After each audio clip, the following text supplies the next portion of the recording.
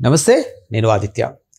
తిరుమల తిరుపతి లడ్డు కల్తీ వ్యవహారంలో ఏపీ దేవాదాయ శాఖ మంత్రి ఆనం రామనారాయణ రెడ్డి ఒక చిన్న క్లూ లాగారని, అది కూడా ఏఆర్ డైరీకి అసలు ఎక్కడి నుంచి నెయ్యి సరఫరా అవుతుందంటూ ఒక అంశాన్ని అయితే మీడియా ముఖంగా తీసుకురావడం జరిగింది. సో మరి ఈ అంశం గురించి తెలుసుకునే ప్రయత్నం చేద్దాం. సో ప్రస్తుతానికి మనతో పాటు స్టూడియోలో ఉన్నారు ప్రముఖ political analyst and senior journalist C S Rao. Sir అడిగి మరిన్ని విషయాలు తెలుసుకుందాం. సార్ నమస్కారం. సార్ నమస్తే.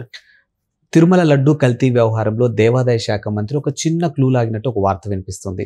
అది గనక బయటకు వస్తే మాత్రం నిజ నిజాలు తెలుస్తాయంటున్నారు. అసలు ఆ క్లూ ఏంటి, దీన్ని ఎలా చూడొచ్చు? ఇప్పుడు ఆల్రెడీ ఆయన బయట పెట్టేశారు అసలు ఏంటి అనే దాని మీద. లడ్డు నెయ్యి కల్తీ జరిగిందా లేదా అంటానికి ఒక పెద్ద క్లూ అయితే ఆయన ఆనం రామనారాయణ రెడ్డి గారు బయట పెట్టడం జరిగింది. దేవాదాయ శాఖ మినిస్టర్ ఆయన, ఆంధ్రప్రదేశ్ సంబంధించి ఆయన దాని మీద ప్రెస్ మీట్ పెట్టి ఒక భారీ క్లూ ఇచ్చారు. ఏఆర్ డైరీ చుట్టూ ఏం జరుగుతుంది అనే దాని మీద చిట్టు విచారణ జరుగుతుంది. విచారణ చేస్తున్నటువంటి క్రమంలో సిట్టు విచారణ తాత్కాలికంగా ఆగిపోయింది. సుప్రీంకోర్టులో కేసు పెండింగ్, ప్రతివాదనలు జరుగుతున్నాయి కాబట్టి అది సిట్టు విచారణ పెండింగ్లో పడింది. అయితే దీనికి సంబంధించి ఒక పెద్ద క్లూ అయితే ఆయన ఆనం రామనారాయణ రెడ్డి గారు ఇవ్వడం జరిగింది. అసలు ఏఆర్ డైరీకి అంత కెపాసిటీ ఉందా? ఏఆర్ డైరీకి ఈ కాంట్రాక్ట్ ఇప్పించడానికి, నెయ్యి సరఫరా కాంట్రాక్ట్ ఇప్పించడానికి ఈ మైలేజ్ ఏదైతే ఉందో 800 కిలోమీటర్స్ ఏదైతే ఉందో రేడియస్, ఈ 800 కిలోమీటర్స్ రేడియస్ని 1500 కిలోమీటర్ రేడియస్కి ఎందుకు మార్చారు? రిలాక్సేషన్ ఎందుకు ఇచ్చారు? ఓకే, అంటే ఆ రిలాక్సేషన్ ఇచ్చారు అంటే ఏఆర్ డైరీకి ఈ నెయ్యి సరఫరా చేయడానికి అనుమతి ఇవ్వడానికే ఇచ్చారు అనేది ఒక క్లూ. తర్వాత సరే, ఏఆర్ డైరీకి అంత కెపాసిటీ ఉందా? వాళ్ళ ప్రొక్యూర్మెంట్ ఎంత, పాలు ప్రొక్యూర్మెంట్ ఎంత, దాంట్లో నెయ్యి ఎక్స్ట్రాక్షన్ ఎంత ఉంటుంది, అసలు ఆ పాలు ఎక్కడి నుంచి వెళ్తున్నాయి, ఎక్కడి నుంచి అసలు అది ఏఆర్ డైరీకి వెళ్తున్నాయి అనే దాని మీద ఆయన ఒక పెద్ద క్లూ ఇవ్వటం జరిగింది.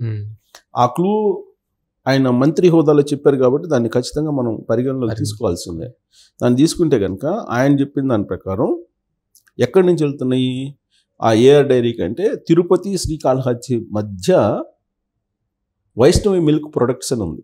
ఓకే, ఈ వైష్ణవి మిల్క్ ప్రొడక్ట్స్ అనేటువంటి కంపెనీ నుంచి ట్యాంకరు, ఆ నెంబర్ కూడా చెప్పారు, ఒక ట్యాంకరు AP 26 TC 4779 దాని నెంబరు. ఇంత పకడ్బందీగా చెప్పారంటే ఖచ్చితంగా ఆనం రామనారాయణ రెడ్డి గారు చెప్పేది నమ్మాల్సి ఉంటుంది, విశ్వసించాల్సి ఉంటుంది. ఎందుకంటే సహజంగా ఆయన ఎప్పుడు కూడా తొందరతోటి మాట్లాడరు, ఆధారాలు లేకుండా మాట్లాడదు, అనవసరంగా ఆరోపణలు కూడా చేయరు. ఆయన ట్యాంకర్తో సహా చెప్తున్నారు తిరుపతి కాళహస్తి మధ్యలో ఉన్నటువంటి వైష్ణవి మిల్క్ ప్రొడక్ట్స్ నుంచి ఈ AP 26 TC 4779 అనేటువంటిది నెయ్యితోటి జూలై 2న బయలుదేరింది అని చెప్తున్నారు. డేట్తో సహా చెప్తున్నారు. ఓకే, జూలై 2వ తారీఖున బయలుదేరి తమిళనాడులోని దుండిగల్కి చేరింది. జూలై 2వ తారీఖున దుండిగల్కి చేరింది. దుండిగల్లో ఏముంది? ఏఆర్ డైరీ ఉంది. సో అక్కడ ఏఆర్ ఫుడ్స్కి చేరింది ఈ ట్యాంకరు, ఏఆర్ డైరీకి. ట్యాంకర్ మళ్ళీ అక్కడి నుంచి జూలై 4న బయలుదేరి తిరుమలకి వెళ్ళింది.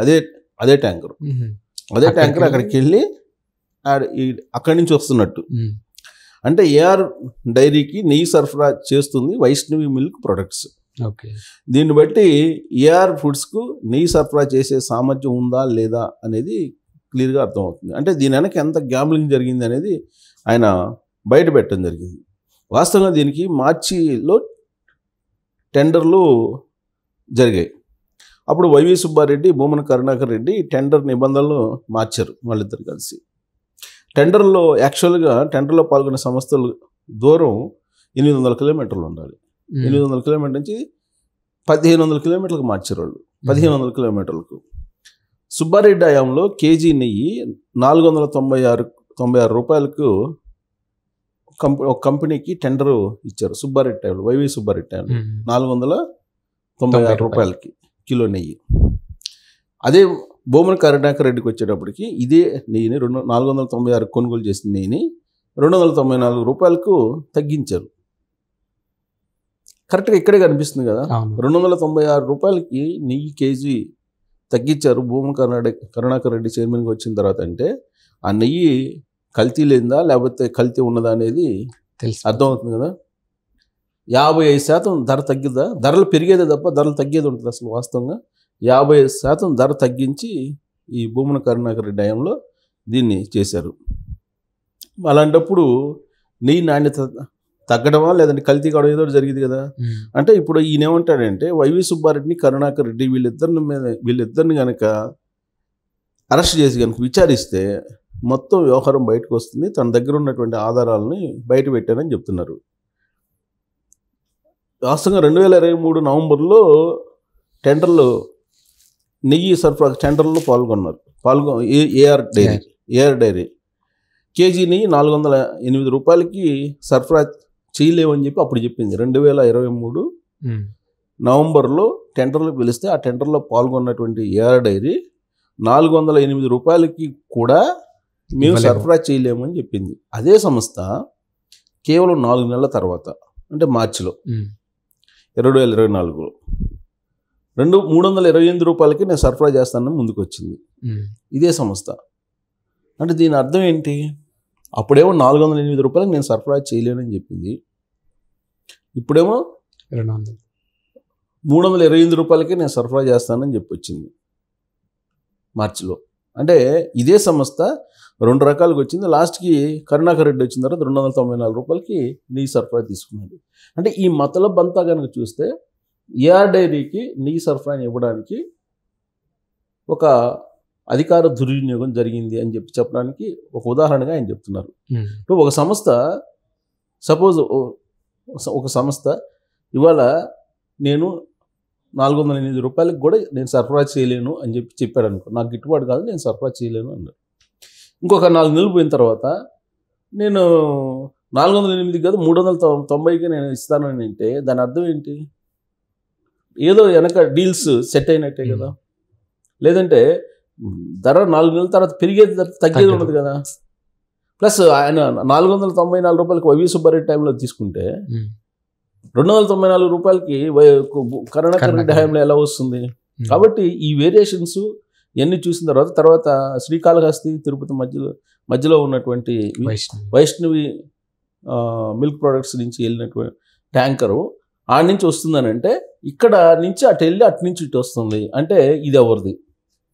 వైష్ణవి మిల్క్ ప్రొడక్ట్స్ ఎవరిది? అంటే ఇప్పుడు ఏఆర్ కంపెనీ ఒకవేళ టెండర్ తీసుకొని తను సబ్ కాంట్రాక్ట్స్ ఇచ్చిందని అనుకోవచ్చు కదా సార్. సబ్ కాంట్రాక్ట్ ఇచ్చింది అదే కదా ఇప్పుడు అనుకోవాలి. ఇప్పుడు అనుకోవాల్సింది సబ్ కాంట్రాక్ట్ ఇచ్చింది అదే. వైష్ణవి మిల్క్ నుంచి వెళ్తుంది.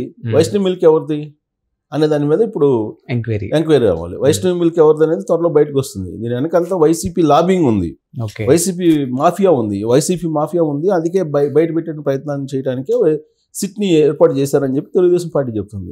ఇప్పుడు ఆనం రామనారాయణ రెడ్డి దేవాదాయ శాఖ మినిస్టర్ అండి, ప్లస్ సీనియర్ మోస్ట్ పొలిటీషియన్.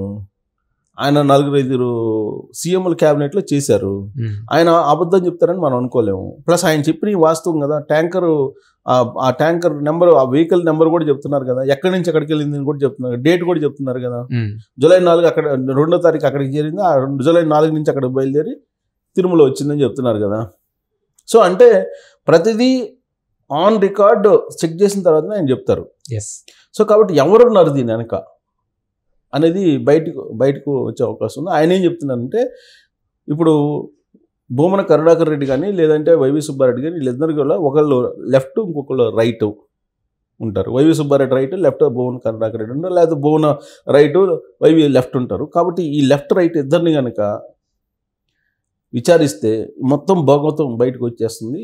ఎంత కుంభకోణం జరిగింది, ఎంత కల్తీ జరిగింది, దీని వెనక అసలు ఏం నడిచింది, లాబింగ్, వీటన్ని బయటకు వస్తుంది. కాబట్టి ఫస్ట్ వాళ్ళిద్దరిని ఇమీడియట్గా వాళ్ళని అరెస్ట్ చేసి వాళ్ళని విచారించాలనేది ఆయన సూచన. Thank you sir.